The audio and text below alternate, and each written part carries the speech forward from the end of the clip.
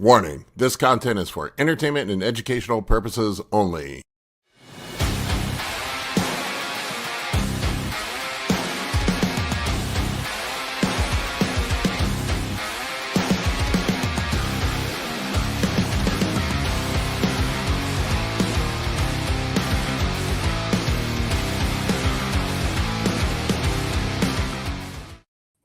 What's up, everybody? What's up? Good morning. Hey guys. What's up? We got Ryan back after a long hiatus. Yeah. I've been referring a lot of people your way, Ryan. I had a guy at this past, was it 2 weeks ago? He's an idiot doctor. Told him he had like a 150 testosterone level, and his doctor told him that it was too dangerous to go on TRT, so he put him on enclomiphene. I'm like, what? Oh my god! Yeah, that's crazy. I appreciate it. I appreciate that. Thank you. Yeah, his doctor was like, I'm like, his doctor told him that he might have a stroke or a blood clot if he went on. I'm like, dude, they just removed the black box warning. Yeah. He's literally giving him something much worse for clots. Yeah. I know that's what I said. It literally causes clotting. What the fuck, man? Yeah, especially in men. Hello.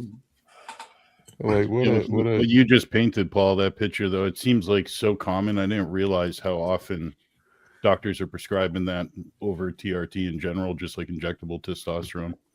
I mean, I can get the HCG monotherapy for guys that are young, maybe, because usually once you're on TRT, you're on it forever. They still prescribe Clomid. Like, we see it all the time. Like, we now know that Clomid is made up of two isomers, zooclomiphene and N-clomiphene. Zooclomiphene is now known to be toxic. Like, nobody should be prescribing Clomid. Yeah, make you fucking go blind. Yeah. And they still do it all the time. It's crazy. And it's appealing to them, the younger people or people that are just afraid of a needle. So I've had them argue with me, no, this is so much better. It's just they're afraid of a needle. I remember I took Clomid one time, like back in the old days when we used to cycle on and off and did that stupid shit where you crash and make yourself feel like shit and lose all your gains. Like, fuck that noise. But I remember I took some Clomid one time and I started seeing trails. Oh. And I was like, what the fuck is this? There was like lightning flashes in my eyes. Yeah. Wow. That's scary. It inhibits estrogen in the ocular nerve and causes vision problems. It's crazy. There's just so many providers out there that shouldn't be doing or involved in this kind of work. We had my son checked out recently, and we were told, and I am in no way sugarcoating this, I'm going to paraphrase, that because he has Down syndrome, even though he's at the bottom of the testosterone range, we really should not consider supplementing testosterone, because it would be only necessary if it was a libido problem. This person marketed themselves as an expert in hormones. That's crazy. Yeah. So I'll be talking to you, Ryan. Yeah. That's great. Got Josh on here today. This is Josh's first time to the rodeo. Welcome, Josh. Thank you guys for having me on. Ryan and Gonzo and Mike, nice to meet you guys. Yeah, nice to meet Likewise. Josh is going to get his pro card. It's just a matter of time.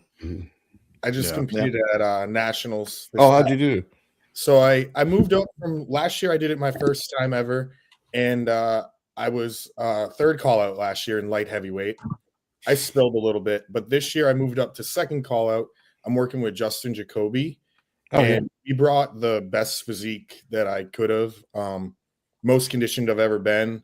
I was hoping to crack first call outs, but there was some genetically elite in the first call out. Well, dude, you picked the hardest show to fucking do. That's like the hardest show to get your pro card in.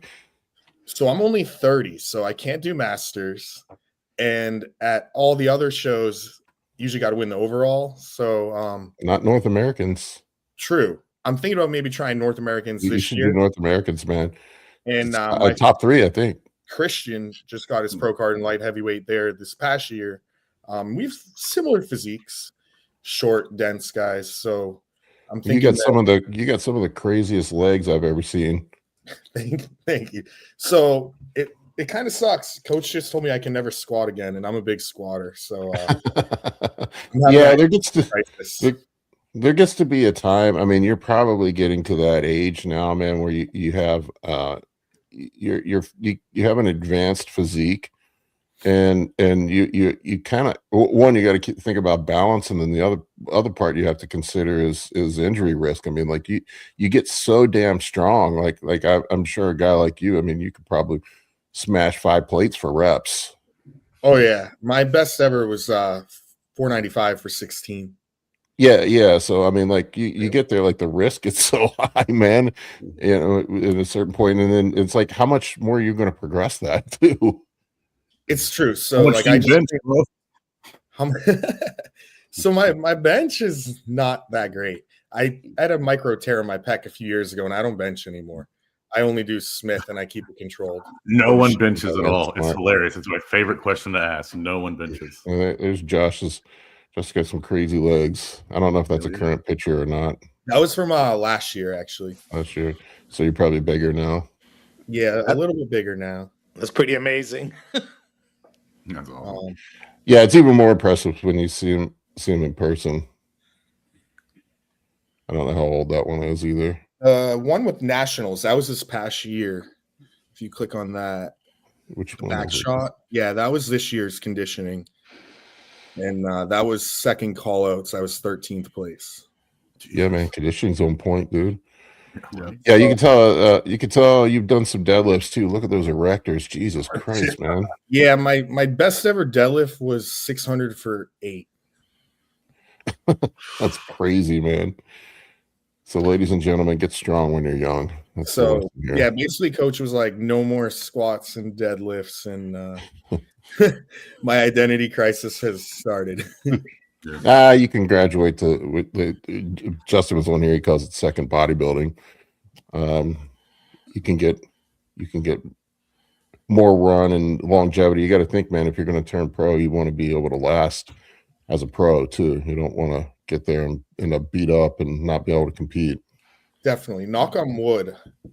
I really haven't had any major injuries, and I feel pretty good. So I guess I never had an injury until I hit 32 and I tore my ACL. But that was playing basketball. That wasn't even lifting weights. Yeah, see, that's the thing. Like bodybuilding, I'm fine, but I don't want to do anything else because I will get hurt. Yeah, dude. If you're serious, if you want to be a pro, you really just have to put everything else on the bench. You can't be doing stupid shit in other parts of your life. You know, it's always like you go to tie your shoe or something and you get an injury as a bodybuilder these days. Because like from when you were in high school, when you were, in high school sports, and then when you become a bodybuilder, you weigh so much more. Like you're not used to, your ligaments aren't ready for that kind of move, that kind of weight around like you did in high school. So a lot of bodybuilders get injuries just like you did, Paul.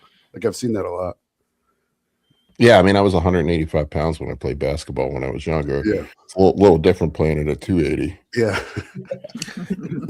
Another thing that I always consider is like when we play sports later in life, because we don't practice as consistently, it's a skill. Yeah. So then you add that to the so your movement patterns are not as good as they used to be. Mm-hmm. Throw in your ligaments, like Ryan was saying. Mm-hmm. There you go. There goes that ACL or whatever. For sure. Did anybody see the Jake Paul fight? Unfortunately, yes. I don't call that that was more like a good redemption. Yeah, from him beating up an old man last year. And that Tyson thing, I went back through and watched that again. There were several times that Tyson pulled punches. It was strange. It was an act. It was. There was some selling of drama there for sure, in that one. There was some. I don't know how true he as well. I mean, he's still 60, so I mean, he's Mike Tyson, but he's still 60. Yeah, but you could see like, man, there were several moments where Tyson pulled punches. I'll see if I can find it. All right. Controversy in the Tyson fight. I think Tyson just wants to get his paycheck. I mean, that's reasonable. He was definitely old and out of shape. It's there's just, I don't know, man. I mean, I don't blame him. I get my bag, man, and move on. Move on. Move on with shit. He's a good MMA fighter, but he had no business getting in the ring with the best heavyweight in the sport and maybe one of the best heavyweights of all time. That's just he was way outmatched there. And for me, like, I grew up watching boxing on HBO, and the way things are now, it actually has me a little concerned for the sport, honestly, because it's over sensationalized. They just want to put names up there that'll sell tickets. They overhype everything, and then you don't have a good sport, a good contest. And I grew up on pro wrestling, so I'm not knocking WWE either, but they're turning boxing into WWE, where it's all trash talk and performance and not necessarily a real sport anymore. Right. WWE is very successful. Boxing is not. I love WWE. That's my guilty pleasure. Did I tell you that I worked for them for a very short time? We'll talk about that some other time. For a very short time in Stamford, Connecticut, at the headquarters. Yeah. Okay. I want to show you this. This is from the Mike Tyson fight with Jake Paul. This is what I'm talking about. You tell me. I don't know. I want unbiased opinions here, but you tell me. Watch this. What is that? What does that look like to you? Glaucoma. He's got glaucoma. He's got a prescription for it. No, you're right. It's a depth field perception issue.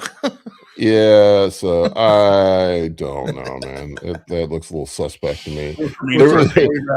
Like Jake Paul.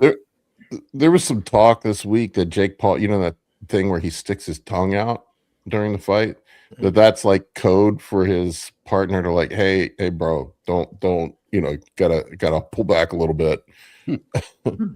But Anthony Joshua, the look on his face was fucking. Oh my god, the look on that guy's face just cracked me the fuck up. This is, look at this shit. He's just like smiling. He's just like cheesing, and then the look on Jake Paul's face, like he knows what the fuck's coming. Yeah. Yeah, what was real was that which ended in this. Yeah, that's what I say. To Jake's credit, he did hang. I mean, he stayed in. Yeah, and now he has his jaw wired shut, probably. Oof. No thanks. Oh my gosh, this is my least favorite thing to do, is to take somebody out of arch bars. I had to do it last week to the nicest lady. She had no idea what was coming. She thought we were going to put her to sleep for it. I got to be the bearer of bad news as I was ripping wires out of her mouth. Ouch. No fun. Oh, do they? Yeah, I imagine you probably do that for cosmetic procedures, right? No, we take trauma call once a quarter. So when we do facial trauma call, yeah. The worst time though was this kid. He was, in his early 20s, spoke no English. Was supposed to bring a translator with him who also spoke no English. So me, like, just kind of going in and starting to like rip these wires out of this kid's mouth while he's looking at me like terrified. And his friend is videotaping it with his phone. I was like, yeah, it was not so much fun. Good friend. Yeah, that's what friends are for. Consequences to getting hit in the face, people. I'd like to sign up to take the wires out of Jake Paul's mouth. I'll get my with a needle driver. Pull hard. My big plumbing hammer and large pair of pliers. I'll take them out. Did they say how much money those guys pulled in with that fight? Like 92 million, I think they each got, or something ridiculous. Each. There was some. I don't know how true it is, but there was some talk that there was penalties for Joshua if he knocked out Jake Paul. Oh, really? Yeah, I don't know how true that is, but he's bet on himself. Because I bet on myself when I'm Anthony Joshua. Oh, he was so smug after the fight. I was just laughing. He was like, "Yeah, I should have knocked him out earlier," but he goes, "I wanted to see the will leave his body. When you're beating somebody, after a while, you just kind of see the will leave them, and they just give up." I wasn't done wrecking his soul. So you know, I mean, that final punch, like he was wide open, like the one that broke his jaw. Like he just left his defenses. Like he's right. He just gave up. He had nothing left. He had nothing left. Put his face right out there, and yeah, it was bad. Well, not only that, motherfucker was out of shape. Did you see how fat he was? Yeah. Like, how do you show up at a boxing match against the best guy in the world? And you know, he has all the best trainers, access to, you know, probably people to cook his food, and he can probably take whatever fucking PEDs he wants. And how do you show up looking like that? So I marshmallows were his PED of choice. I don't know if this is true or not. Was he supposed to fight somebody else, and then this fighter was substituted in the last month? Is that correct? I have no idea. Because I heard that was, but that's a rumor. I'm going with like friend of a friend rumor that supposedly he was training for somebody else, and then that person couldn't do it, so they ended up with this guy. And that wouldn't affect his conditioning, though. Yeah, that's called I party at the club on Friday night. Look, that's that bloated. I drink. That is some butterbean looking physique right there. That is not going to help you. Yeah, man boobs. I mean, like no muscle. That's what we call skinny fat in bodybuilding. Too much D-ball. Just fat. I don't think that's a D-ball. I think that's called Miller Lite. Yeah, estrogen and Miller Lite, probably. Yes. Yeah. You know, when he was doing well in the MMA, he was sort of known for having a steel jaw too. So it's so surprising that he got his jaw broke. It's like insult. Yeah, but a lot of MMA fighters aren't. You know, they aren't really like they're not like world-class boxers, right? Right. They're not heavy hitters. No. Yeah, they strike to get in close and grapple. You know, they don't stand up and strike mostly. You know, usually. I mean, you see a lot of MMA guys get in a boxing ring, get their head smashed in by a boxer. You know, grappling is the ultimate thing to neutralize boxing. That's you get somebody on the ground, you can't throw a hard punch. So I mean, remember when UFC first started? And I'm talking back in the Hoist Gracie days. That was the strategy. It was you can take one or two hits so you could close in, and then once you were in, and then nobody could know how to handle BJ back in the original day. strategy. Yeah, was to grab Parsons, he wouldn't be able to hang with the real MMA or grappler. Yeah, no, that's true. Yeah. Too. No. Yeah. You don't want. I thought he was talking about me at first. I'm like, yeah, you're right. I'm a very bad jiu-jitsu practitioner. I know this firsthand. I get my ass kicked by black belts all the time. Well, I know that's the best way to win a bar fight. What's that? A gun? To the ground.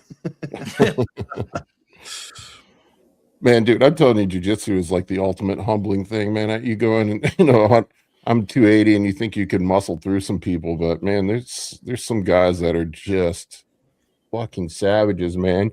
Little dudes, 180-pound dudes that'll put you to sleep. It's like a little spider monkey. I'm curious, Paul, is the gi like an East Coast thing? Like, is that are people into the jiu-jitsu with the gi there? Because here it's a lot of no gi.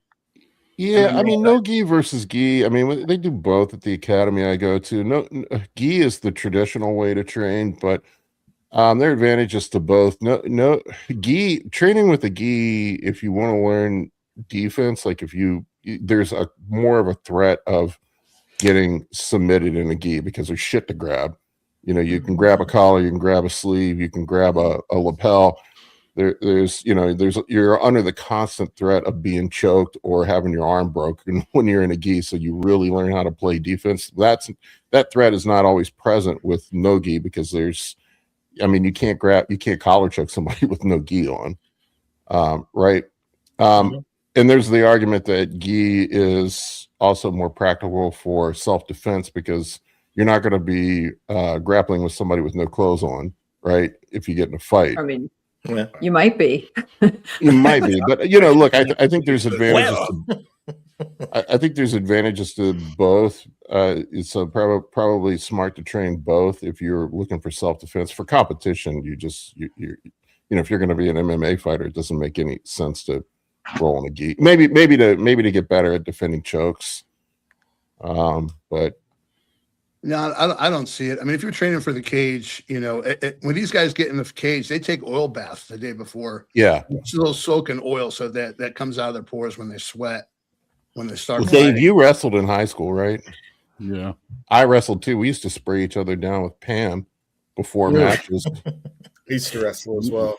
We never really Did you do that? I had Did you heard guys of it. do that? I just thought it I was a never joke. did that. No. Yeah, that was my wrestling coach. He would tell us we'd keep the bottle of Pam in our and then so dudes couldn't fucking grab us. But it works both ways when you have that shit on you, man. Yeah. Well, most leagues have rules against it, right? So you can't. That's why they soak in it the day before, they wash it all off, and then once they start sweating, it comes out of their pores. Yeah, You can't spray yourself and then get in the octagon. Just eat a bunch of fatty food. Eat a pizza the night before. It'll do the same thing. Yeah, you'll be moving well after that. Yeah, we used to do that. We would spray ourselves down with Pam and then towel off a little bit, and then so you couldn't see it. But yeah. Did you guys have to cut weight hard when you wrestled? Yeah. I was terrible at wrestling. I figured out real quick. I wrestled from 6th to 9th grade, and I'm like, I'm tall, I'm lanky, and all these little short motherfuckers are grabbing my leg. Basketball's more my thing. Yeah, I never knew where I was wrestling. Like I was literally the swing man of our team. So I'd be wrestling one weight division one day, and then I'd have to cut 20 pounds for the next match and go move down or move up or wherever they placed me. So yeah, we've had a lot of times in saunas with trash bags and an elliptical or the assault bike, you know. I think when I figured out how to sprawl, that's when I started doing better in wrestling. Like I get these guys, you know, I was 6'2" in 8th grade, man, and then I get, you know, this 5'6" meatball coming after my legs, and I couldn't do anything. Well, once you really learn like wrist control, being able to, once you know where to put your hands and what to hook onto, it becomes like a lot more comfortable. You're not just like frantic trying to grab someone to throw them on their back. You know, so I noticed once I kind of learned my method, it was a lot easier. I remember going from wrestling practice to basketball, and everybody was complaining about how hard basketball was, and I'm like, what? This is like nothing, man. Running sprints and shit. So many wrestlers make good bodybuilders, man. It's like I was just going to say that. Well, you learn how to suffer. Yeah. Long distance runners. Yeah. And discipline at a really young age if you start out wrestling young. I mean, anybody who can wear a trash bag and spit in a cup to make weight is going to be all right on contest prep. Yeah. Sit in the sauna with the trash bag on. And most wrestlers are a little crazy in the head, so it works for bodybuilding. Very crazy. Yeah, you have to be a little unhinged for bodybuilding. You have to be willing to take chances. That's for fucking sure. It translates. Talking about craziness, I got into I don't know. I usually don't comment on other people's shit. And I saw this guy on Twitter talking about training 3 days a week being optimal. That's you only need to train three days a week for optimal results. I'm like, dude, I don't know one fucking pro bodybuilder trains 3 days a week. Not one. Did he mean maybe for general population health and maybe? And I should have, you know, I was probably because that could be I probably should have. For your average, you know, gym pop for civilian. sure. If we get a gym pop 3 days a week, that'd be amazing. Yeah, amazing. 2-3 times a week. Three is better than 0, but I don't know anybody that's on the Olympia stage training 3 days a week. So I don't know how you can call that optimal. Yeah, 8 and 6. 1 day a week, 100% better than 0. So 1 day a week, that's all you can do, please. Yeah. I mean, there might be an argument for like a wellness pro who is like completely at the top of her muscle, could do just glutes 3 days a week and no upper body for a little while. Maybe. I don't know. Yeah. There's no other professional athlete that's training at their sport 3 days a week. No. Right. No. Is this the same guy, Paul, that he always posts that you need 3 to 4 rest days a week or whatever? I don't know. It just popped up on my feed and I had a rage moment. I was like, man, that's fucking bullshit. You're young and you want to be optimized and the best. Do you really think 3 days a week for 1 hour? You think 3 hours of work a week is going to make you the best? Give me a fucking break. Get off my lawn with that laziness. I think it's just the mentality of it. And then the guy came back at me and he's like, well, you know, people overwork and they, you know, there's a lot of people over there overworking and doing too much. And this just makes me angry because I sit at the gym. Josh, you're at the gym. When you look around, you look around at everybody else in the gym. How many motherfuckers do you look at and say to yourself, "Man, that guy's going too hard. He needs to back off"? Just me. Not many. Yeah. No, I mean everybody I'm looking at is on their goddamn phone. Yeah, so not unless you're talking about text messages. Right. We got some I don't even see 600-pound, people sweating at the deadlifters, gym though. We got anymore some most good of the guys time. here. That's cool. No, you've That's That's not the point. a young kid. Were they like 21, 22? No, I got an I don't 18-year-old doing 685 deadlift. wow. It's crazy. Wow. Yeah. Yeah, It's once cool. you know, look, there are guys that work too hard. You know, that's for sure, but they're rare. Mm. They are rare. The guys that Yeah, work too hard are generally the ones that are at the top.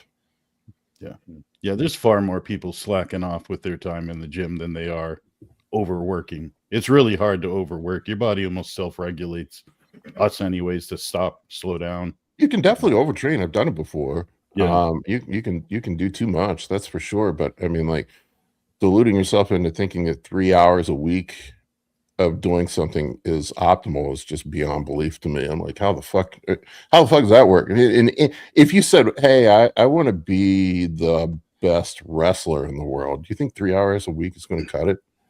No. You're gonna be doing like 12 hours. Yeah. Right. I've worked with some of these professional MMA guys, man. Those motherfuckers are insane. No, They'll train 4 or 5 hours a day and then go lift Yeah. weights, get up and do it over again. Yeah, multiple sessions if need be. Same thing with I've got a couple NFL guys. The amount of workload those dudes do is crazy. Mm. I mean, they're 6 days a week. They're trained. Well, 5 days a week practice. They have a game, and then they're lifting weights every day on top of it, and doing conditioning and training work too. Kobe don't Bryant do would that. get to the gym 2 hours before the rest of his team and shoot 3-pointers and free throws. Yeah. Yeah, So I don't know. Then there's the I work just- in the, in the classroom, studying your craft, applying time that way as well.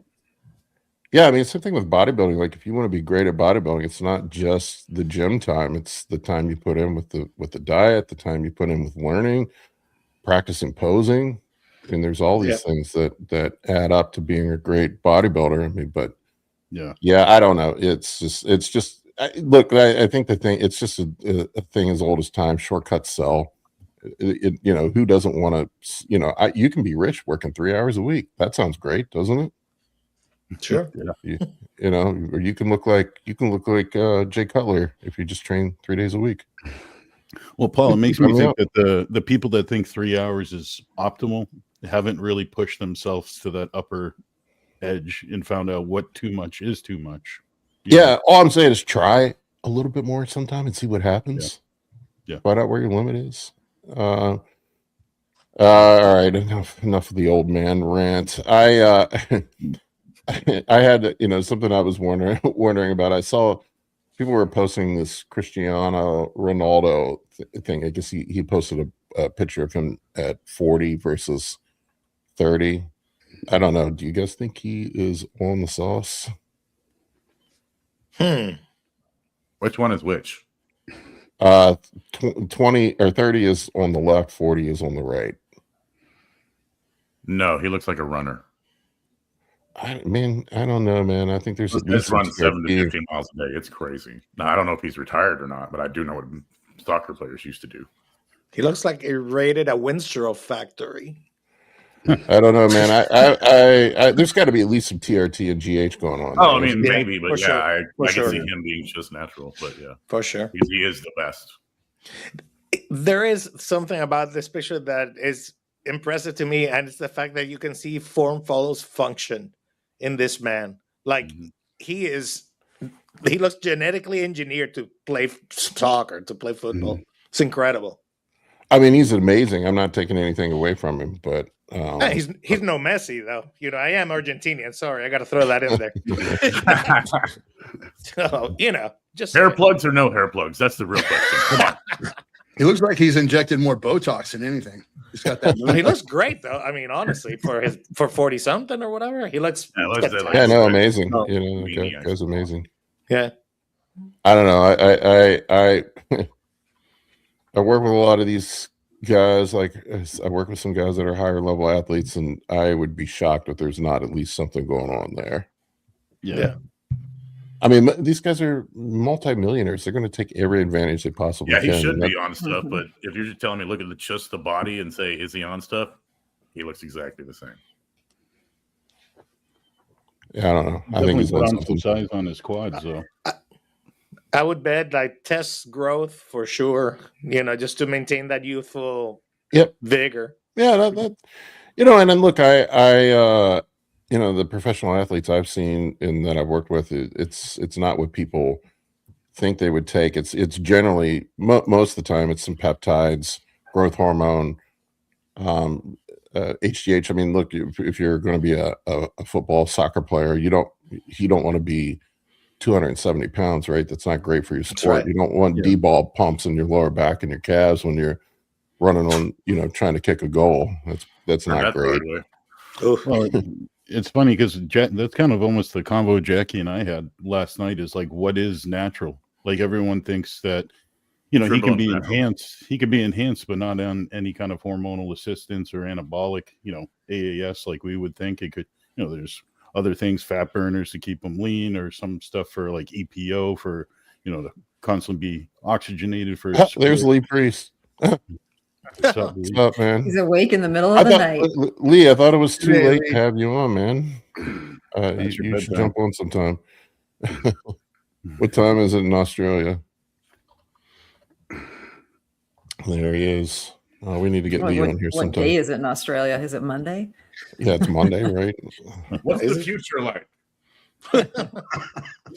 But does that make sense? I wouldn't be surprised if Ronaldo, with his kind of genetics, said that he's not on any anabolics, but he uses other things that are not going to affect his endocrine system. You know what I'm saying?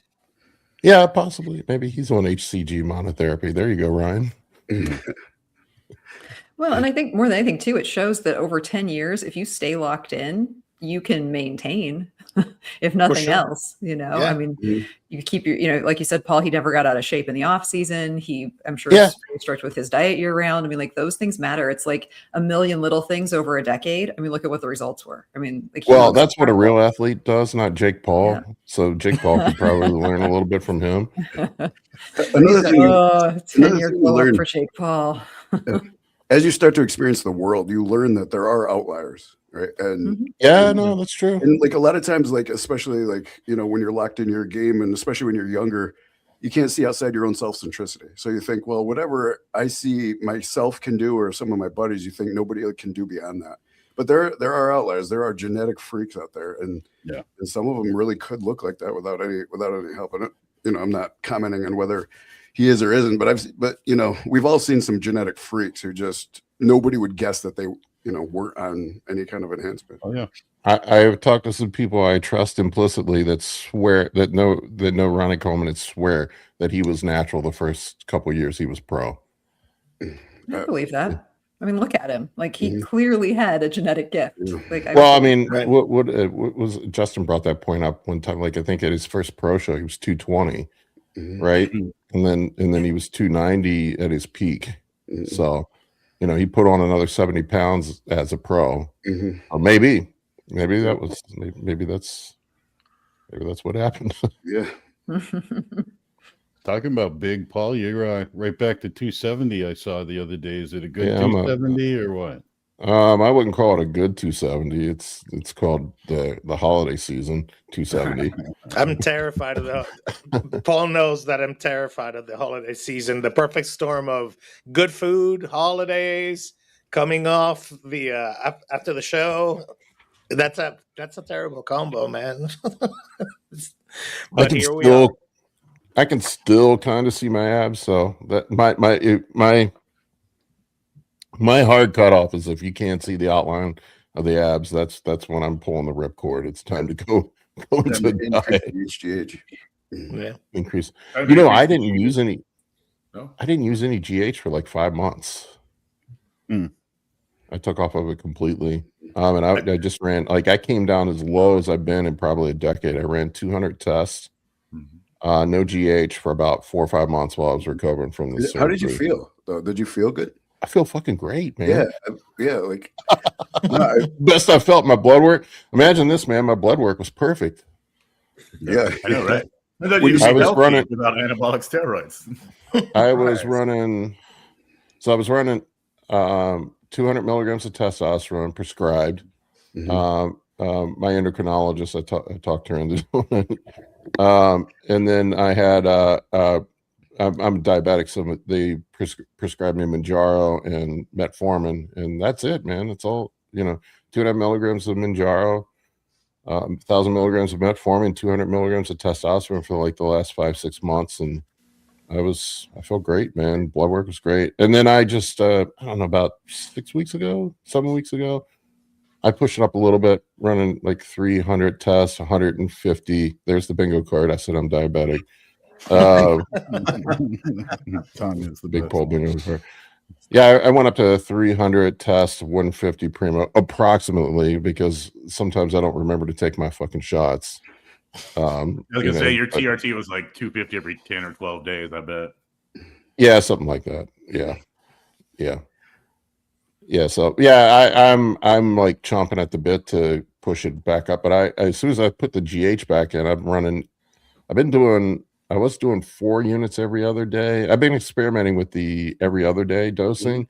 Interesting. Because like reading about the pharmacokinetics of it, IGF-1 stays elevated for up to 72 hours after you take it. And I was talking to Kurt, and in a clinical setting, like where they have people that with the diabetes where insulin resistance may be an issue, they go to every other day dosing with the GH because you still get the IGF-1 benefit.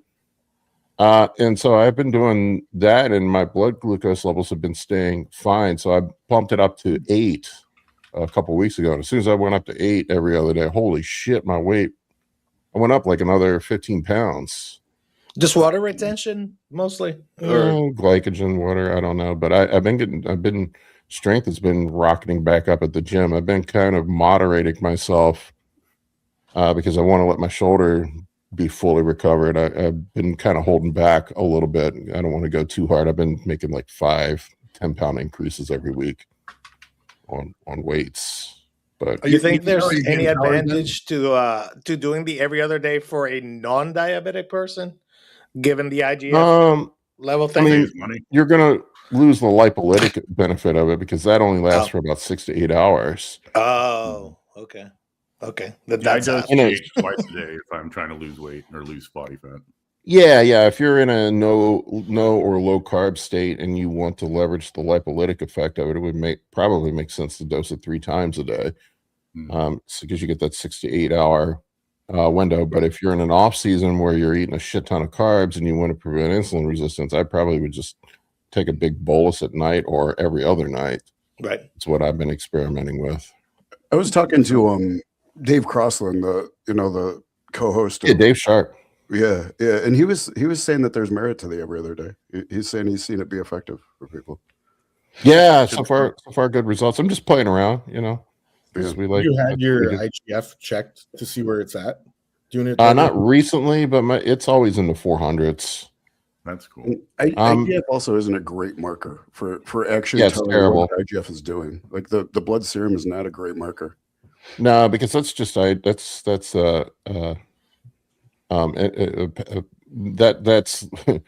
localized IGF-1 matters more than systemic IGF-1 for muscle growth, and the only way you're going to check localized IGF-1 is with a biopsy. So there's really no effective way. I mean, it can be a clue that we are having more IGF conversion, but that's going to be used up by binding proteins and stuff that are also produced by the liver and stuff. So it's kind of, I don't know, it's kind of a useless. I mean, you can use it as a clue that the what you're doing is working, but it's not directly correlated. Expensive. Yeah, it just depends on how much you want to track, like for IGF. Yeah, I don't really care that much about it. I've seen. We know certain people that obsess over their IGF-1 levels and never grow. Not naming any Mine names. was like 140, 150 the whole weight loss time, and I grew plenty of muscle. Yeah. Well, if you're in a deficit, it's going to be low because you're not eating carbs. You're not. You don't have. You don't have any insulin. Your insulin levels are low. Your stimulation of IGF-1 production by the liver is going to be lower. So yeah, I mean, you see that all the time when guys are in a caloric deficit. Like that dumbass Liver King. Remember, he was running like 18 units. Yeah, and he couldn't figure out his CJC and Simrel. He was running all of that in his IGF-1 range. I don't know why he was worried about his IGF-1. Yeah, and his fucking doctor couldn't figure out, well, why? I don't know why your IGF-1 levels aren't high. Well, the dumb motherfucker was running a carnivore diet. That's why. You're not eating any carbs. Of course it's going to be low. Yeah, that's right. The fuck, man? I'm surprised that the doctor couldn't figure that out. No. He was eating carbs. He just wasn't telling anybody. Like, he would have like 400 grams of carbs in like fruit drinks. Like, he was like complete fraud. Like, all of his stuff is somewhat fine as far as ideas, but then he just went crazy with everything. Yeah, I did a breakdown of his diet. He was doing some weird shit. Yeah, that's who it was. Okay, yeah. I was like, I heard it from somebody. Yeah. He was. Who knows? He was like putting maple syrup in his protein shakes. It was hilarious because like half his protein came from protein shakes, which was the funny part. Right.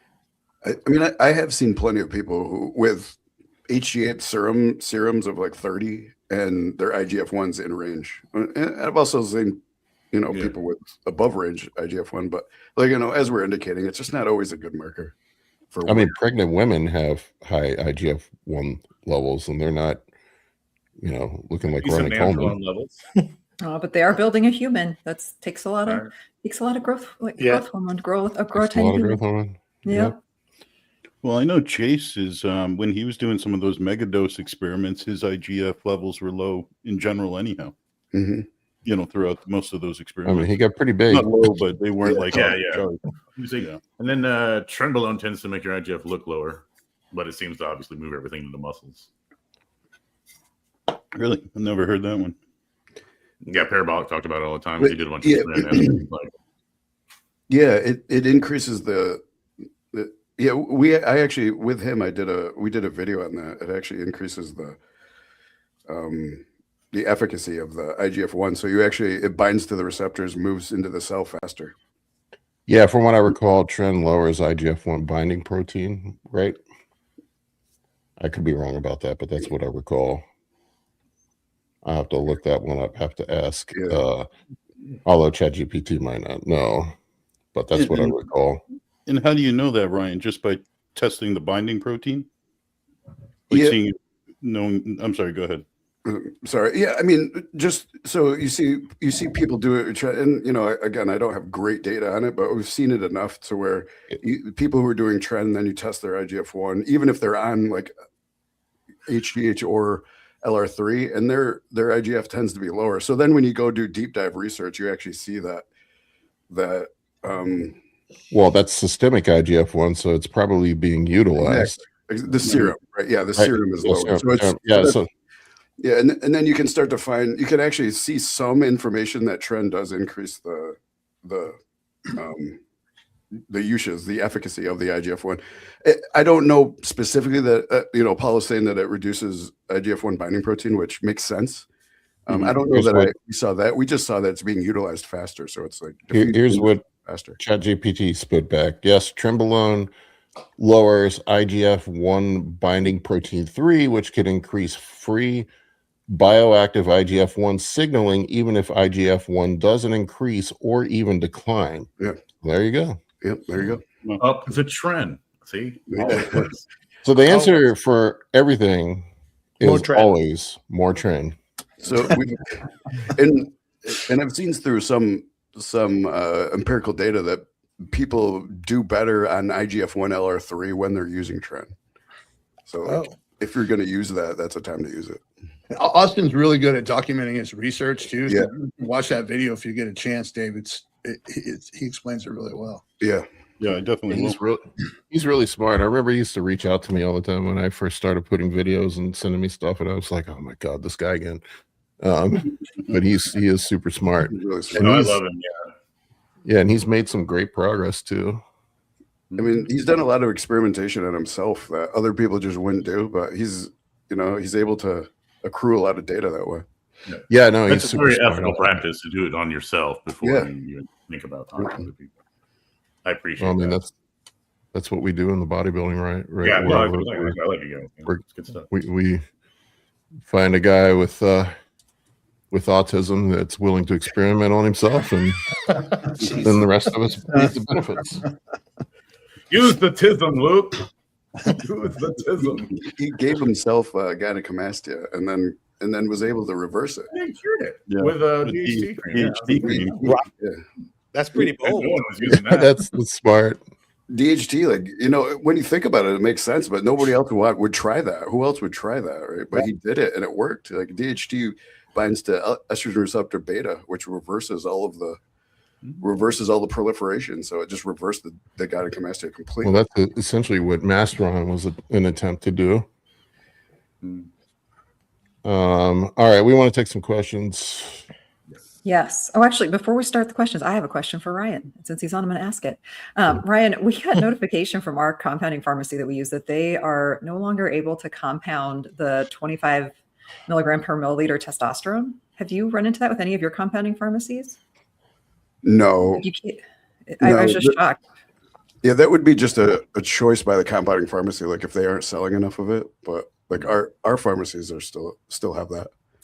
Yeah, they sent out this whole letter saying that they're trying really hard to get it back in stock. So it isn't like it's not something that they have voluntarily removed. They just said they're having issues compounding it. I'm like, well, that just Interesting. Yeah, right. I've seen that with my pharmacies. Well, I might be hitting you up because my pharmacy, our pharmacy is apparently not compounding right now. So sorry. Yeah, that's fine. I'll hook you up. You know that. Yeah. Yeah, I mean, because to try and dose, from a 200 milligram, women, no, you can. It's just challenging. Okay. On an insulin. Well, I've used the 0.03 syringes for most everything anyway, so like it's easy in that sense, but it's just kind of still fiddly and annoying, and a pain in the ass. Don't really trust it. Oh, or in the arm. Whatever. It's a pain in the subcutaneous. Oh yeah, Tanya says hers is giving her 50 right now, which is still it's better than 200. Yeah, We take 10 units and 25. I think we even have 20. Yeah, 25 works so well. I mean, it's an easy one to dose from. 25 is pretty easy. So my body would laugh at 50 milligrams of testosterone. It'd be yeah. Take the whole bottle. It lasts me like 6 months. 1,500 more like it. Put a 1. I mean, 1,500 a day. Think about like where I came from, like the bodybuilding world that I came from, and then when I came into the medical community, like I was absolutely shocked at like the lack of knowledge and the lack of understanding. Yeah, it's crazy. Kinetics. It's not just in hormones. Yeah, no, yeah, I was shocked at that, but also the freaking pussies and the freaking like people are just scared to do it. Like 180 is too much. Like 180 milligrams a week? Are you kidding me? Get the hell out of here! Like what? Like, I was just shocked at how many like the low doses people are using and people are scared to do.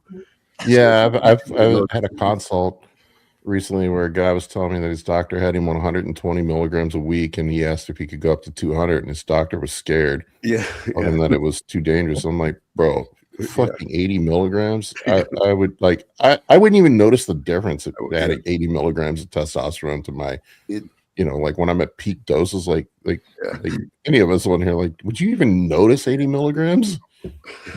No. Much less die. Mine's a little low right now. I think I'm below 5,000 for the first time in a while. Chase proved that you could take 5 grams of test a week and not die. with no left ventricular enlargement either. No, I had my since I've had a lot of downtime this year and couldn't really train for about 6 months and was on TRT. I went in and did all the diagnostic testing I had been avoiding because you do like bodybuilders do, and if you're dying, you don't want to know you're dying. Yeah, so that means you have to quit contest prep. I can die after contest prep. Priorities. Talk about the crazy mentality, Josh. That's how we think, right? I'll deal with that later. but yeah, no, I went in and had an echo done, and I had a little bit of LVH like 5 years ago. Wasn't crazy, but my ejection fraction had improved by 10%, and my LVH had completely reversed from the last 5 years. No kidding. That's great. Yeah, with all the fucking gear I ran. Yeah. I did 3 grams for my contest prep when I won my pro card. Thanks, Roman Fritz, for that one. But did you do anything specific for that, or was it? You know, my cardiologist, he's very forward thinking. I've seen this guy for a while. He thinks it's the combination of the. I aggressively treat the blood pressure. I've been on telmisartan, 80 milligrams, well, 40 most of the time. I go alternate between 40 and 80, and nebivolol, off and on a calcium channel blocker for the last probably 5 years. And there is some evidence that the combination of telmisartan and a beta blocker reverse LVH. Interesting. Yeah. And then also aggressively managing my lipids too. I take a statin and ezetimibe as well, and I keep my I try to keep my LDL around 60 if I can. Is it a specific beta blocker? Nebivolol. It's a selective beta blocker specifically to the. It's not a like propanolol. It does both beta 1 and beta 2. So you want beta 1. Beta blockers ruin your exercise ability completely. Yeah, you want beta 1 specifically. So if you're an athlete, plus beta 2 is important for fat burning.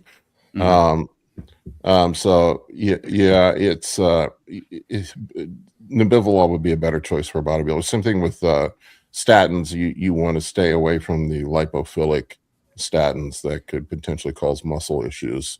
You want to stick with the hydrophilic statin, since they can't really penetrate the brain past the blood-brain barrier or have pass into the muscle as well. So they're not as effective at lowering cholesterol, but the combination of the GLP-1, ezetimibe, my cardiologist was telling me, was it 20 milligrams of rosuvastatin and 5 milligrams of ezetimibe is more effective than, say, running one of the other hydro or lipophilic statins by itself. So that combination works better. And I just think it was all of the above. Lord knows it's not from doing cardio, because I never fucking do that. Your blood glucose being in control and your blood pressure being in control, and then your lipids being in control is why your heart got better. Yeah. I mean, I was some cardio. Yeah. I mean, I do jujitsu and obviously in contest prep I'm doing cardio. But it's interesting. Yeah. Good job. Yeah, but it was interesting. So I've seen it with other people. You can reverse LVH. Over time. A lot of times you usually have to lose weight. Yeah. I mean, like it's all a function of just not making the heart work less hard, right? Like so however you do that, whether it be significantly reducing blood pressure or like there's some science behind actually fueling the heart cells so that they have enough energy. So like you can do that with like L-carnitine transports long chain fatty acids directly into the heart muscle for them to use as energy. So like things like that can also help. But it was interesting through just blood pressure and cholesterol reduction.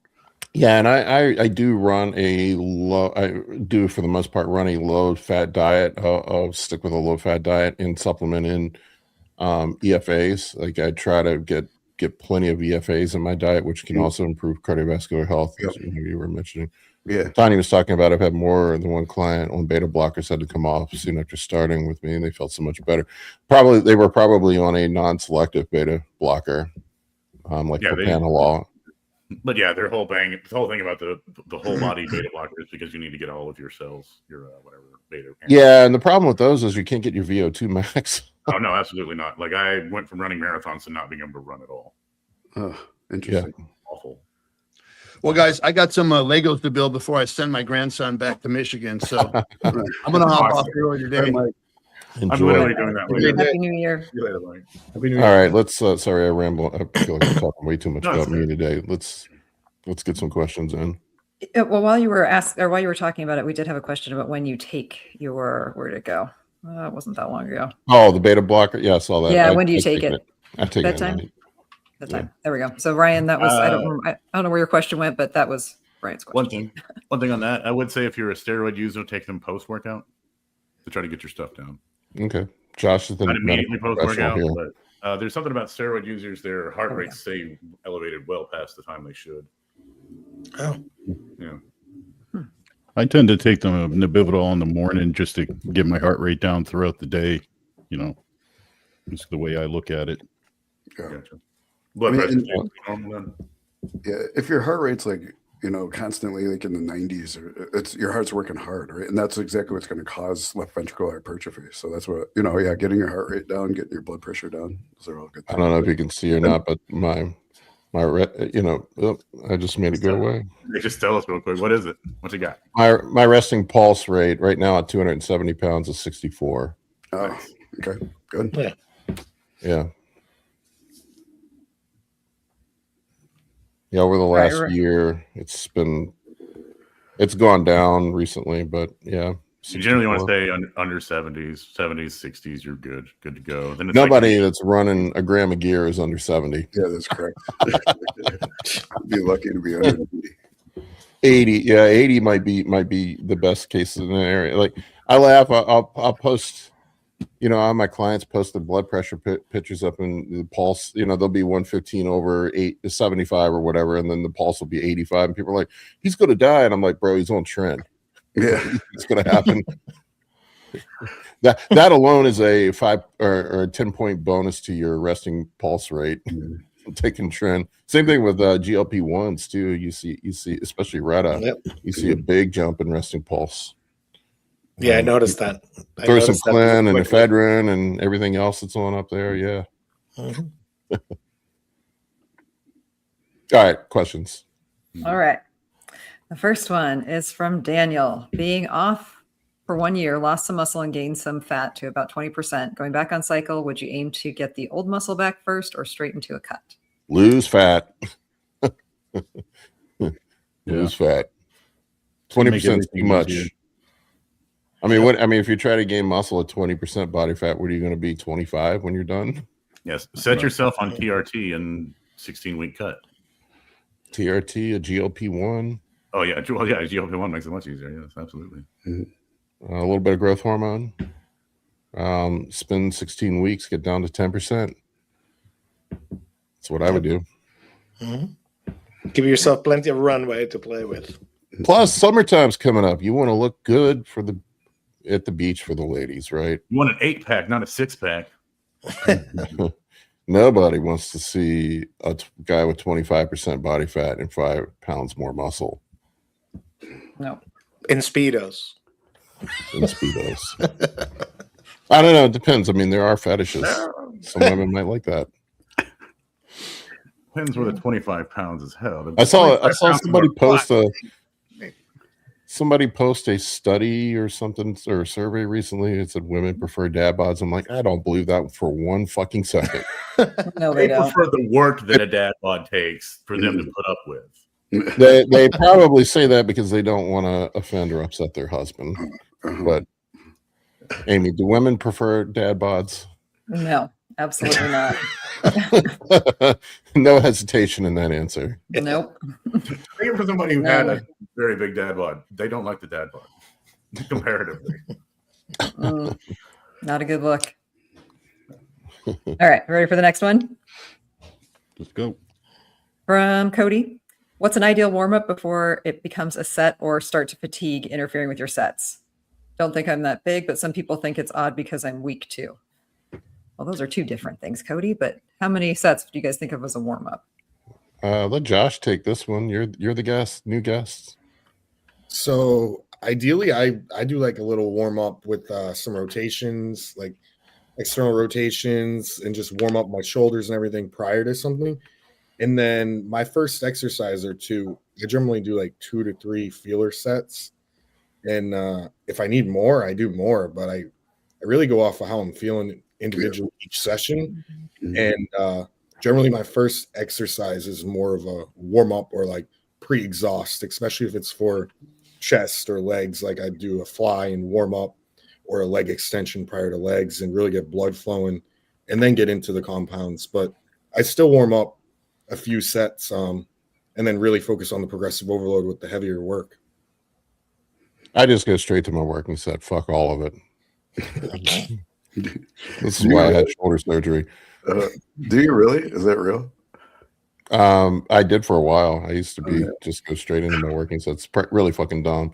Until you said, really fucking manly, what you mean? Very manly. Your body was okay? Yeah. No, that's why I had shoulder surgery.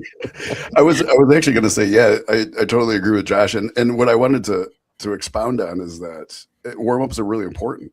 Like I have seen like so many people, like especially younger guys who are kind of gifted, who just have a lot of natural strength, or guys who get onto some juice and then they just want to lift a lot, and they don't, they haven't been lifting for a long time, so they go right into their working set.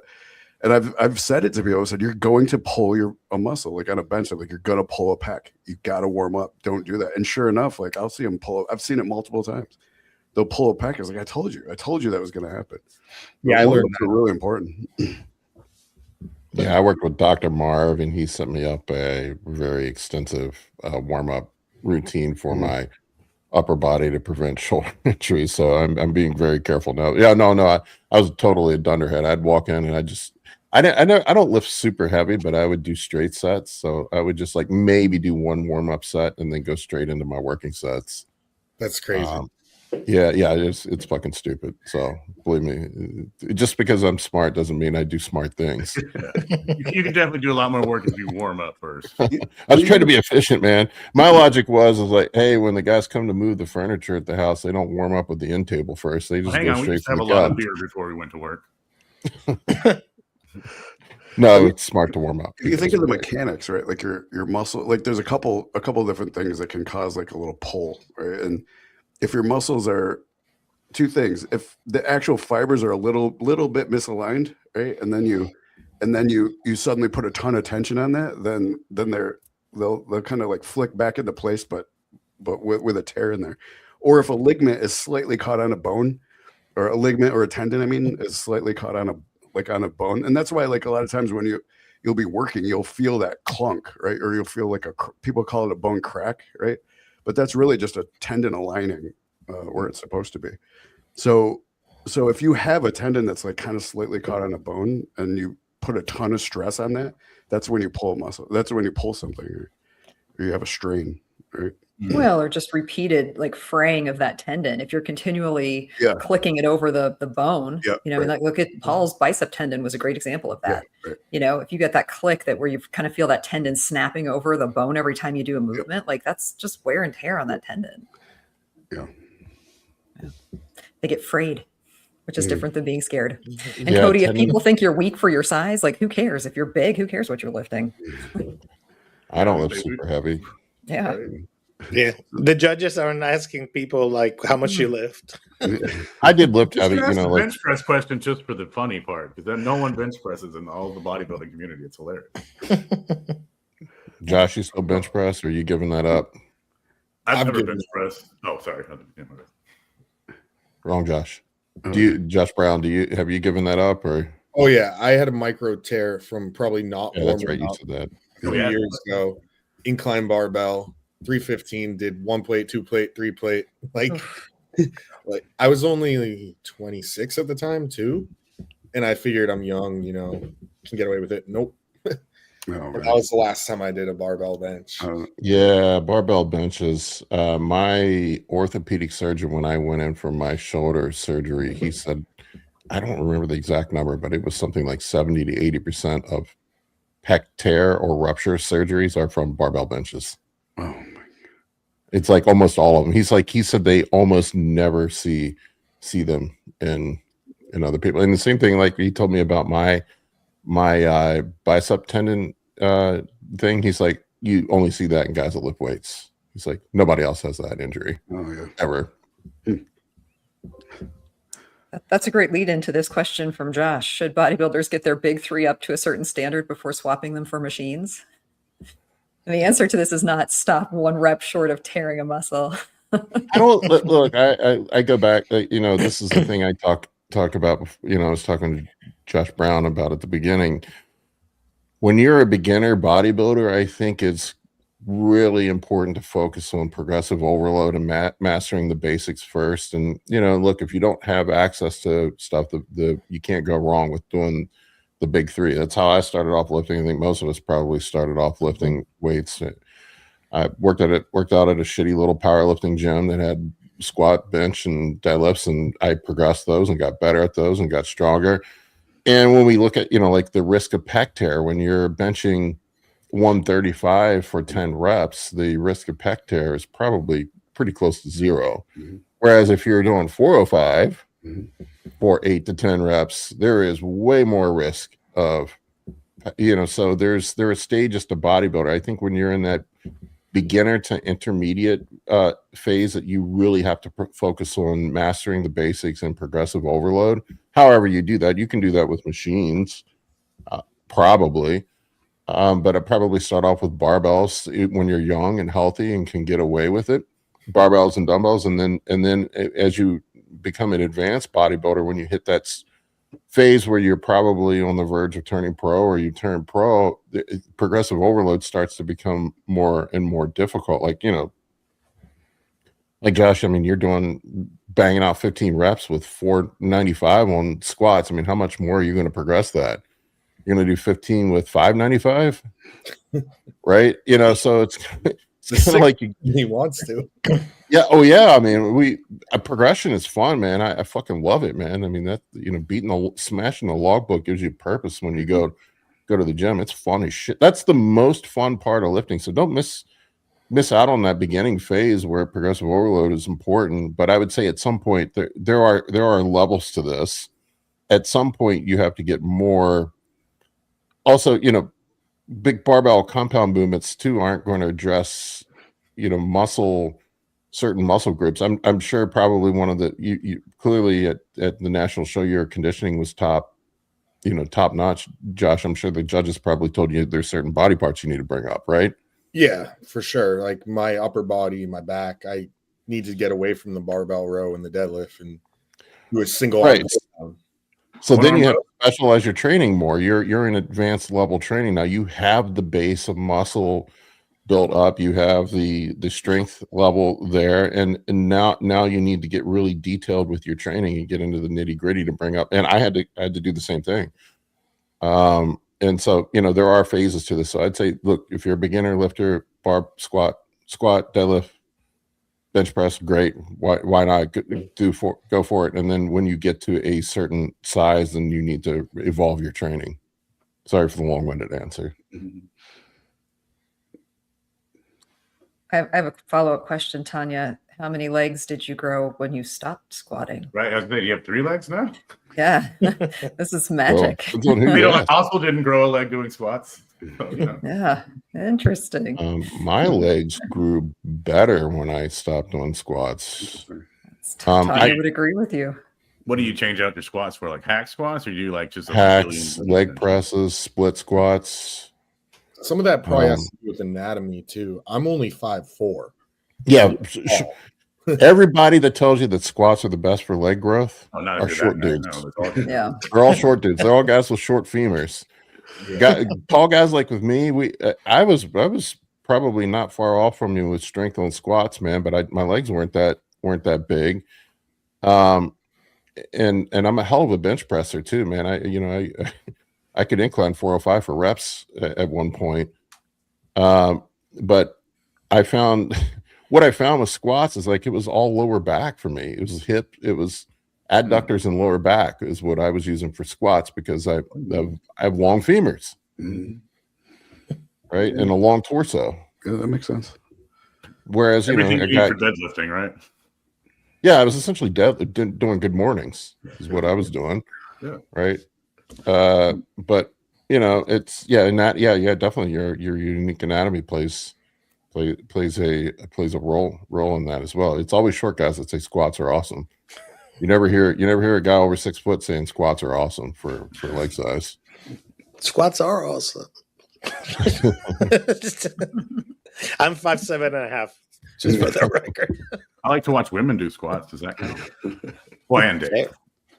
Yeah, I mean this, and this is another thing too, like that people don't. There's not a one size fits all approach. Like there's certain machine, like there's one of the things that sucks with having long arms and long limbs for me is like there's some machines I just don't fucking fit in, or like the easy curl bar. My arms are so long and my shoulders are at a width where the easy curl bar, I'm in like this on the fucking easy curl bar. It's first world inside problem. of my. I'm so tall. I'm so tall. No, I'm not saying that, but like the easy, like a traditional easy curl bar doesn't fit me. I mean, right? it's like buying cars, right? If you're tall, it's hard to get a sports car sometimes. Unfortunately. So you have to sort of figure out what works for you, and this is sort of the kung fu of training. But I definitely, my legs grew more after I stopped. Not that I have the world's greatest legs, but I don't have Josh Brown level legs, but my legs definitely grew more after I stopped. And I have wrecked knees too. Squats are fucking hell on my knees. I've had 5 knee operations. Oof. All right, next question. Next question is from Josiah. Has anyone taken DIM long-term? Side effects of it besides lower estrogen? Should slightly lower every androgen. Ryan, what are your thoughts? I've never used it. Yeah, so DIM just converts, the estradiol converts into a few different metabolites, estradiol 16 and estradiol 2. So DIM just pushes the conversion into estradiol 2, which is a less potent form. But also, I mean, I don't see the benefit of just having a bunch of estradiol 2, a bunch of estradiol 2. Like, I mean, I kind of like what everybody else does. Better than DIM. Either just use Primo, or just use androgens that don't increase your estradiol. Right. So only use as much testosterone as you can, as beneficial for you, and you don't have estrogenic side effects, and then use other androgens that don't convert to estradiol. Yeah, because I was trying to figure out, is he on TRT and he's taking DIM, so just change your doses, Yeah, I think right. Or it depends on what the context is here, right? If he's on TRT, then it's probably just better to increase injection. Yeah, if you're on a gram, DIM isn't going to do jack. Yeah, right. Yeah. I don't, because estradiol 2 has its own problems if it builds up in the system too much. Like in the same way, like I'll give you another example. About E1, right? Well, yeah. So E1 is a problem, right? If you have too much of it. So I'll give you an example of this. The estradiol pill, which is just terrible. It's absolutely awful. It converts 90% to estrone, to E1, right? So in estrone in high doses will eventually convert into quinones, which those are cancerous, right? So nobody should be taking an estradiol pill. You don't want that much estrone buildup. Like having it in the right amounts and the correct ratios to estradiol is fine, but having like you'll see if women taking estradiol pills, their estrone will be like 600 and their estradiol will only be like 60 or 70, right? And it's not good to have that much estrone for that long a period of time, right? So it's about some of these metabolites it's not good to have them in huge doses or huge levels for a long period of time. And I think DIM does that. Like estradiol 2, it's questionable whether or not having a large dose of that build up in your system for a long period of time is healthy. Yeah. All right, there we go. DIM sucks. That's the answer. Yeah. Yeah. They're better. I mean, like I look at it like this: like there are tools for the job. Why not use the best fucking tool? I mean, if there are better tools. I mean, it's probably one of the shittiest options. I mean, if you have no other option, if you're a natty and you're struggling with estradiol conversion, it's something that you can use. An obese natural could benefit from DIM. Yeah. I could certainly. It's not completely useless, but I would say, if you're having that much of a estradiol conversion problem, just use a goddamn aromatase inhibitor. Cut out the middleman, or like Ryan said, use Primo or Equipoise or something to. Yeah, more context for the question would help, but there's a lot of things about DIM that are good and bad. All right, what's up next? Sorry. No, next one is from Motivate You. What is your position on test prop daily or to manage hematocrit or test E daily? Try Ryan. running. It's a good question. I mean, so one of the other important things to understand is hematocrit is not necessarily evil. Like hematocrit, when it's raised because of testosterone, like you're actually probably better off being 52, 53%, even 54% is not bad. So like I have a lot of people who are like, oh, my hematocrit's 52%. I got to donate blood, right? And that's just not where you want to go. That's literally the stupidest thing you can do. Yeah, right. And donating blood is not a good idea. So like, I mean, if you want to do it to help people to actually, you're trying to help, but don't do it just to reduce your hemoglobin hematocrit. It just can cause problems down the line. You'll actually cause more of a red blood cell production by donating blood. So it's like the first thing I always check is your hematocrit really in a dangerous zone, right? And even at 54%, you're fine, right? You know, in Europe, the 55% is the that's normal, right? Yeah. So that's the first question I asked. Do you really is your hematocrit really a problem? Right? And then the second thing will be if your hematocrit is going, your body has natural shutoffs for hematocrit. Like you have if your blood gets to a certain thickness, your body will shut down red blood cell production, right? However, there are some things that supersede that. One thing that will supersede your body's natural shutoff is too high iron. If you eat too much red meat or if you're taking like iron pills, your body will make red blood cells out of it instead of just having iron floating around in your body. The second thing is lack of oxygen from like usually sleep apnea. Right. So don't, if your hematocrit is a problem, fix the reason why your hematocrit is high. Right. Like if you take 1,000, if you don't have a problem with one of those problems that's superseding your body's natural cutoff point, then 1,000 milligrams of testosterone won't even raise your hematocrit past like 54-ish%. Right. You're only going to raise the past 54-ish% if you have one of those superseding factors. So figure out why your hematocrit is high and let's fix that. Right. And then also test prop is more test than test E. So exactly. So the third thing I would kind of say is test prop is going to spike your level higher. You're going to have higher testosterone levels intermittently, and that will probably actually cause a little bit more red blood cell production. So to answer the question, probably test E daily is a little less red blood cell production. But again, hematocrit shouldn't be a problem. If it is, let's figure out why your hematocrit's a problem. I'm going to take this opportunity. You can punch the Paul bingo card, and I'm going to shit on Carnivore Bros for just a second.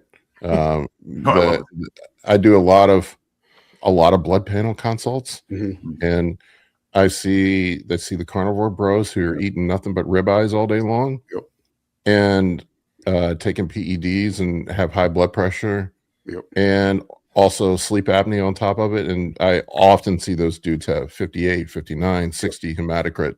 Right. And if they just cut back their red meat consumption and start using a CPAP, within 90 days, well, it takes about 90 days for red blood cells to turn over. You can donate to shortcut the process, but usually those guys we can get them back down to like 52, 53 just by correcting those things. If you have a 58 or above % hematocrit, there's a problem. There's something wrong, right? And just like Paul said, it's usually either too much iron or not enough oxygen from smoking. Smoking do it. And that's an oxygen problem, right? You're actually like diluting the oxygen going. You're hypoxic. Yeah, right. Or banging the weed all day long. Yeah. Smoking. Testosterone itself will not raise your levels to beyond. There is a rare genetic disorder, hemochromatosis, that can cause it, but you don't see it that often. No, hemochromatosis is where you have iron in all of your organs and it basically starts spilling out and killing you. You're thinking of, I think, polycythemia vera, no? Yeah. Yep, you're right. My bad. Well, I was almost diagnosed with hemochromatosis, so they were kind of worried about me for a little bit. So, no, I'm good. Iron is in line. All right, what do we got up next? All right. Next question is from Mike. Question about high blood pressure. What medications would you say are beneficial? I'm trying to stay away from medication, but I'm still trying to keep my heart healthy. Kind of covered that. If you're over 120 and 80 or under that, you're good. What's beneficial? I mean, they're all beneficial, but they're really just for whatever, if you need them. I mean, you could say telmisartan has like extra heart benefits, like LV, whatever, left ventricular hypertrophy effects, and it's kind of an antioxidant for your kidneys, but you don't have to take it, then don't take it.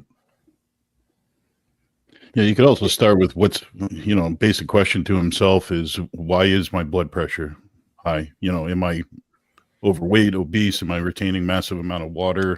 How much cardio am I doing? Is my cardio not adequate? Is my my cycle too much? And I'm, worrying about not taking a medication when we'll have a bathtub trend. I mean, really look at the whole picture of why you're addressing high blood pressure. In defense of all UGLs, I've never heard of anyone actually making trend in a bathtub, by the way. That is fair. That is fair. I was going to say, you in a bathtub down and then you clean them up, right? There are three primary causes of high blood pressure when you're on PEDs. It's excess water retention, central nervous system stimulation, and vasoconstriction. Usually the vasoconstriction is from all the fucking stimulants that guys use, hammering stimulants all day long. And so, like Dave was saying, you kind of got to unpack the underlying pathways that are there. And most of the time I've seen water retention be the primary thing that causes that. And often simply just getting your estrogen in range can fix a lot of that. I see guys running their estradiol way too high, chasing higher IGF-1 levels, and then they end up a bloated fucking mess and their blood pressure's through the roof. High estrogen is cancerous, just FYI. Yeah, it is.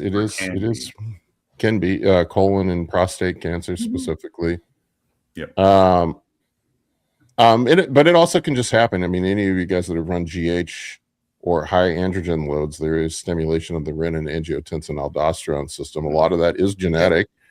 I am hypertensive. I always have been. Even when I was in college, I'm 185 pounds. I've been on blood pressure medicine for 30 years because I am genetically hypertensive. My dad, even my 18-year-old daughter is on a blood pressure at this point. Interesting. Yeah, it's just that's amazing. Wow. A genetic gift in my family: diabetes, high cholesterol, high blood pressure. It's the trifecta for dying of a heart attack at 55. But yeah, I mean, so most often it's water retention, and I would say first line of defense would be looking at your androgen load, what's causing the water retention. Diet, it plays a huge role in that. Having a shit diet, cardio, but a lot of us end up needing to be, I would say usually the first line of defense is going to be something that's going to modulate the renin angiotensin aldosterone pathway, which we have ARBs or ACE inhibitors that we can use. There is an argument for ARBs over ACE inhibitors. And then, a lot of times if you're a person, you could see it on blood pressure. If you're systolic, blood pressure is high, but your diastolic is not too high. That's often central nervous system stimulation. It needs to be treated with a beta blocker or even vasoconstriction from stimulants and things like nicotine and shit like that can cause vasoconstriction. It's a problem with not beating you up, Dave, but the nicotine with the vapes and stuff can cause vasoconstriction. So that's another potential cause. So if you see that top number high, that a lot of times. I didn't know there's nicotine in his vape. My bad. I mean, yes, it's nicotine in his vape. That's right. But just think about those three pathways, and like people, I get guys sometimes that'll take an ARB and they see no change because there's something else going on. It's possible that maybe you have a coronary artery blockage going on that you don't know about. You can hear those. Yeah. go to your doctor and like, hey, I need you to listen to my heart. And if you've got a blockage, they can generally hear those, and I can generally hear those. It's just What does it sound like, Josh? it just sounds like a muffled heart, just a little muffled. That's it. There's not much of a change. It's just you have to really be like focused on heart. And I've heard the person's heart several times. That's how they caught my father's. They heard it, and then they sent him in for surgery, and he had like 4 blocks. Oh, Jesus. Oh wow, yeah. Yeah. Yeah. So that's where diet comes into play. I mean, there could be other things going on too. So yeah. Anyway, there if you're not seeing changes from an ARB, it's possible it's not water retention. There could be something else going on. So you have to look at those other potential causes. Mm-hmm. Anyway, do we have another question lined up? We do. This one is from Captain Brian. He is 65, taking 210 milligrams of testosterone a week. He wants to start primo, but do we think he needs to up his testosterone first? Testosterone's sitting around 1,000. David Caney, what do you think? I'm sorry. Did he say he had up to 1,000 already? Yeah, he's at 1,000, taken on 200 milligrams a week. 200, yeah, 210 milligrams of test, 3 HGH. And, okay. Wants to add in primo. Mm-hmm.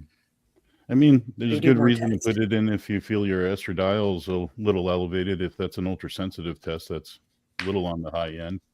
But yeah, I wouldn't really go past a gram of test. I'd be putting in my second anabolic after that. I think he's saying his testosterone he's asking, levels. Should I up the test?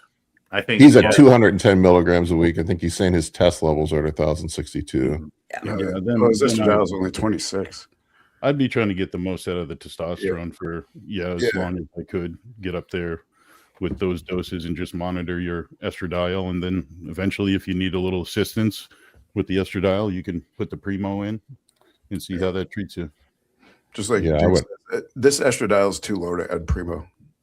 At 26, right. You're actually probably too low even there. Yeah, you're going to smash it. Yeah. Yeah, and I wouldn't sprinkle in like a little bit of pixie dust, everything. Just stick with your testosterone. Test is best. Most people, it's easier to, manage any side effects and see how you actually react to higher doses than 210. And watch your cholesterol on your Anavar. That's very especially at age. Anavar will smash your HDL. Mm-hmm. Yeah, and I'm curious what his goal is with keto diet and pushing the androgens up. If he's trying to put size on, I don't know. If probably losing fat. I would be. Yeah, you have to be especially cautious with your lipids with keto diets and taking PEDs, especially orals. I can't tell you how many fucking dudes I do consults with that are running keto or carnivore diets, smashing orals with really fucked up lipids. Like massively fucked up lipids. So just be careful, man.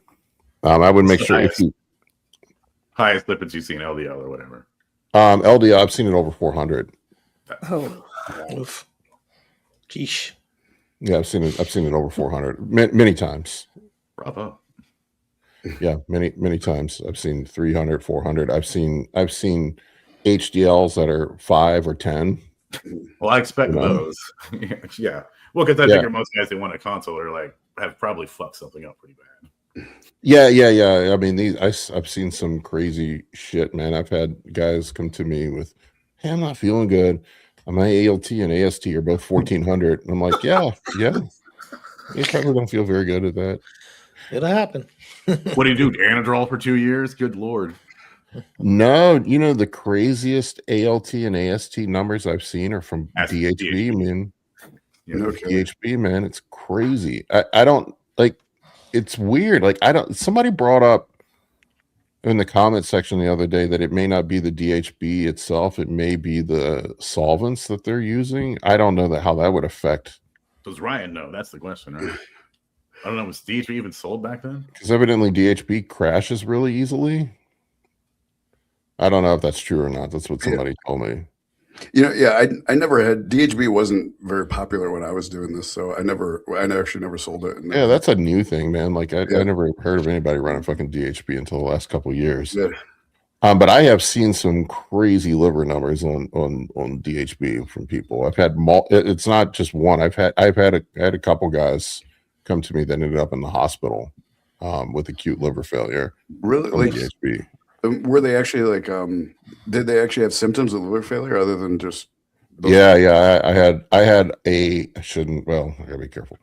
I had a guy I know who was feeling very ill, was running DHB, went to the hospital, and this was the guy I was talking about. His ALT and AST were both over 1400. Jesus? Was he jaundiced, and did he have like? Yeah. Oh yeah. Right. How yellow was he? Right. Was he They admitted him and kept him for a couple of days. Yeah, he was pretty fucked up. You know, and everybody that runs it, even at small doses, I do see some elevation in ALT and AST. Yeah, and check your And from what I've looked, like you look around on the internet and you can't find any information on it that shows that it's liver toxic. I'd be curious if Dr. Dean or Kurt or somebody smarter than me would know why it would be liver toxic, but it seems to be extremely so. Just anecdote. I've seen it multiple times, but yeah, I've seen that. I've seen some crazy stuff, man. There's a bunch of other stuff I've seen. Yeah, that doesn't seem like a good reward versus risk ratio on that. I mean, I've seen heavy metal poisoning. I've seen people with parasite infections. You know, wow. Especially guys that travel. You know, not uncommon if you go overseas to, got to look out. Just go south of the border. There's plenty of parasites around. Yeah, I've seen guys get fucked up from parasite infections. I'm going to do a video about it, but there was a study that they went through and tested, I think it was 24 samples from different UGLs, and it was only like 5 of them were actually accurately dosed. Wow. Like they had a margin of error, I think, of 10%, but only 5 of the samples were actually, and there were multiple samples that had heavy metals in them. Had heavy metals in them, and then there was a handful that had no compound present at all, or just oil. There were a handful that had the wrong compound. I mean, I guess shit can get mislabeled. Yeah, I was going to say, I did want to mention Reddit has a little thing about their peptides people where you can't talk about sources unless there's a safety issue. And a lot of peptide companies have showed up on Reddit to, hey, this is fucked up. And they'll let you know. First, for safety's sake, while we're talking. Yeah, I've seen some crazy stuff. That's the cool thing with doing these consult calls. I probably do 9-10 of them a week. People generally come to me with problems, and you see some wild shit. I learned not to be surprised anymore because, like, I mean, I'm sure you probably do. You guys are looking at blood panels. Yeah. All right, ready for more questions? Yep. Okay. This one from This Is True. Is a cruise needed if blood work is decent? I don't know that I love the use of the word decent. Well, the bodybuilder in me says no. Let's go. The smart approach would be probably yes. Depends on how much you care about your longevity. I mean, just because blood work is decent doesn't mean there's not something going on, organ stress. How about blood work, blood pressure, and blood glucose, huh? Well, organ imaging. And would blood work be like a leading indicator too? In the sense that it might look good at that point in time, but maybe there's something else behind there. Maybe I mean, blood work can look great, and you can have LVH. You're right, exactly. It's just or it's a blockage, indicator. Or atherosclerosis. Yeah, but all right. This year went from 156 to 286 in 6 months. Around 25% body fat is looking to compete in April. What would a good stack be for a cut? I did that on 156 to 286. Wait, what? Are you sure not 186? Yeah, like 130 pound In 6 months, yeah, like maybe that's tip that you're way more on than something. 25%. This That's guy's a lot Yeah. of people. 130 pounds. That's crazy. That's a lot of weight. I have to assume that's got to be a typo. That's got to be 156 to 186. Yeah. Maybe it's 256 to 286. You know, I mean, I don't know. With enough D-ball, anything's possible. Yeah, I Right? love D-ball. This guy's the super villain. Speaking of blood pressure, your blood pressure is probably 200 over 150 if you jumped up that much. Well, I think either way, at 286, if you're 25% body fat, you got about 70 pounds of fat to lose. So I'd start putting cardio in, diet in. I'd start doing that more than worrying about my anabolic stack, to be honest. Yeah, because That's that's gotta only be a type. 16. Yeah, We're going to say 16 weeks, TRT though. is all you need for your cut. Sure. If that. there is no fucking way somebody went from 156 to 286 in 6 months. Hang on. What did parabolic do? 'Cause he got pretty low. He got like 90. That's 5 pounds a week. Oh yeah. Yeah. Yeah. I mean, if you go Either from, way, like, though, super to basic- drop from 25% to stage lean in 16 weeks is a pretty tall task. So I would not hesitate to start hitting that cardio and 2 pounds a week is the most I like guys to do on contest prep as far as fat loss. I mean, when we you can make get this past fun. that, We could assume he gained 130 pounds of fat, and we could just help him lose that. I mean, I think the most muscle I've ever 1,500 seen. daily calorie deficit. I mean, what's the most muscle you realistically ever seen anybody gain in a year? 30 pounds? oh, Yeah. gosh, Very even And that's rarely. that's an harder. extreme case. Yeah. I mean, yeah. I mean, maybe Nick Walker. I mean, I don't know. It doesn't count. I was over dieted, but I mean, if you can jump your stage weight 5-10 pounds in a year, that's still That's fucking amazing. crazy. Yeah. Yeah.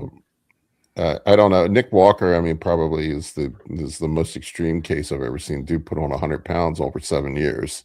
Yeah. And he looked amazing before he put on 100 pounds. Yeah, and that's Yeah. you know, you run the math on that. That's still what 12, 13 pounds a year. I mean, it wasn't linear. I mean, you probably had year one is probably 30, then 20, then 15, then 10, then 8, then 5. That's how it goes with bodybuilding. I don't know. That's got to be a typo. I'm gonna Well, assume. either way, if you're 25% plus body fat at You're too fat. 286, yeah, you're gonna need to lose 4 pounds a week to be Your cut close should to have already single-digit started. body fat. Not to bash you, man, but that 25% body fat, you're not going to do it all in one cut. You need multiple cuts. Yeah.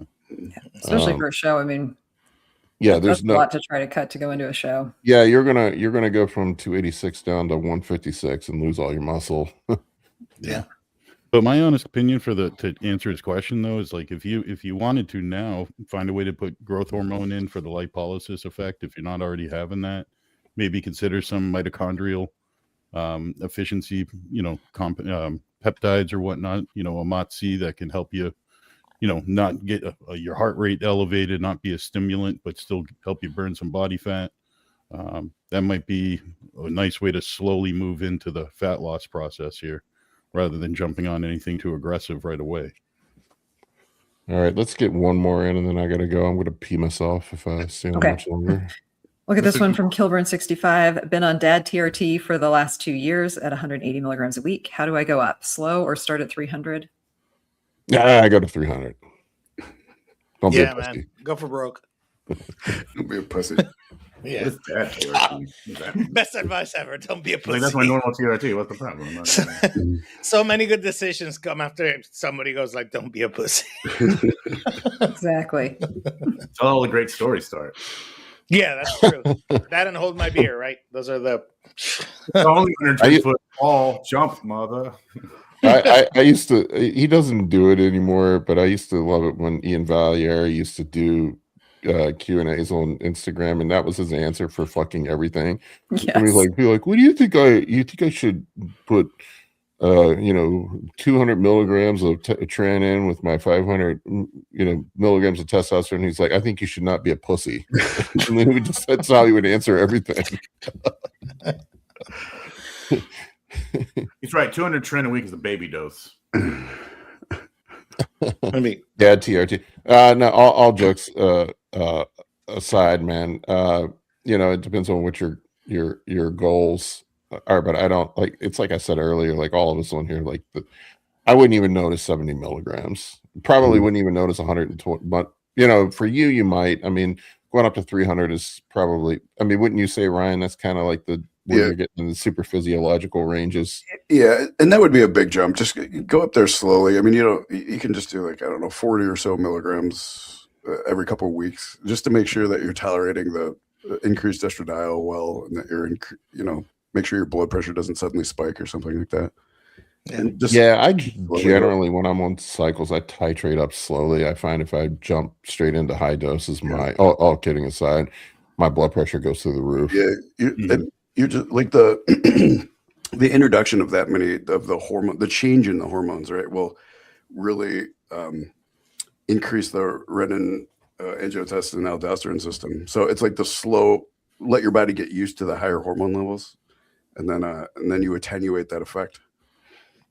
So you don't be a pussy is on medical advice? But listen, I like it. And I appreciate the don't be a pussy mentality, but if we want to mitigate side effects, just go up there slowly. I mean, I thought my expert advice was great, but I don't hate it. I don't hate it. All right, folks, we appreciate each and every one of you. Thank you for joining us. We will see you on the next episode.